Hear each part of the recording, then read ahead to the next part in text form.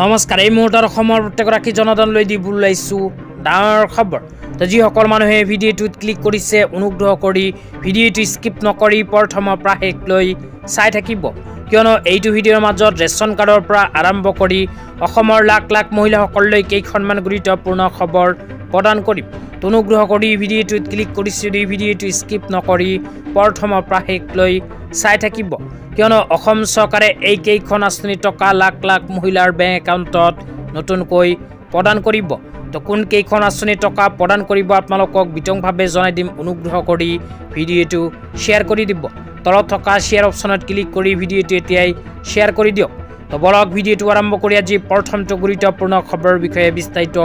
জানি লওক আজি প্ৰথমটো গুৰুত্বপূৰ্ণ খবৰ হ'ল ৰেচন কাৰ্ড লৈ তো আপোনালোকে মোবাইল স্ক্ৰীনত চাব পাৰিছে অসম চৰকাৰে ৰেচন কাৰ্ড লৈ এনেকৈ এখন আপডেট প্ৰদান কৰিছে তো ইয়াতে উল্লেখ কৰা অনুযায়ী চলিত ডিচেম্বৰ মাহৰ 1 তাৰিখৰ পৰা আৰম্ভ কৰি 10 তাৰিখ পৰ্যন্ত অসম চৰকাৰে ঘোষণা কৰিছে অন্য সেৱাৰ দিন তো আপোনালোকৰ নাম যদি ৰেচন কাৰ্ডত অন্তৰ্ভুক্ত হৈ আছে তেন্তে অহা 10 ডিচেম্বৰ তাৰিখৰ ভিতৰত নিজৰ ৰেচন দোকানীৰ ওচৰত গৈ চৰকাৰী ফ্ৰী চাউল মুচু দালি চেনি আৰু নিমখ ল'ব লাগিব কিয়নো 10 ডিচেম্বৰ তাৰিখ পাৰ হোৱাৰ পিছত এইবোৰ বস্তু আপোনালোকে আৰু নাপাব তেতিয়া আপোনালোকক দিব ওলাইছে আজি দ্বিতীয়টো খুবেই গুৰুত্বপূৰ্ণ খবৰ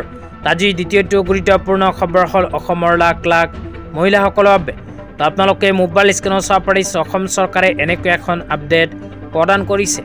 ইয়াতে লিখা আছে অসম চৰকাৰৰ দায়বদ্ধতা আৰ্তজনৰ আৰ্থিক নিৰাপত্তা 10 তাৰিখ পেঞ্চন আৰু অৰুণোদয়ৰ দিন অসম চৰকাৰে প্ৰতি মাহৰ 10 তাৰিখটো পেঞ্চন আৰু অৰুণোদয়ৰ দিন হিচাপে ঘোষণা কৰিছে ইয়াৰ লগত সংগতি ৰাখি 10 ডিচেম্বৰ তাৰিখে অসম চৰকাৰে এই কেইখন আঁচনি টকা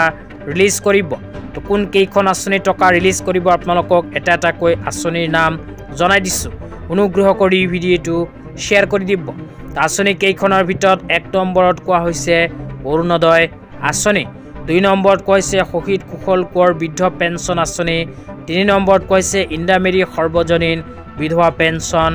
আঁচনি 4 নম্বৰত কৈছে দীনদয়াল দিব্যাংগজন সাহায্য আঁচনি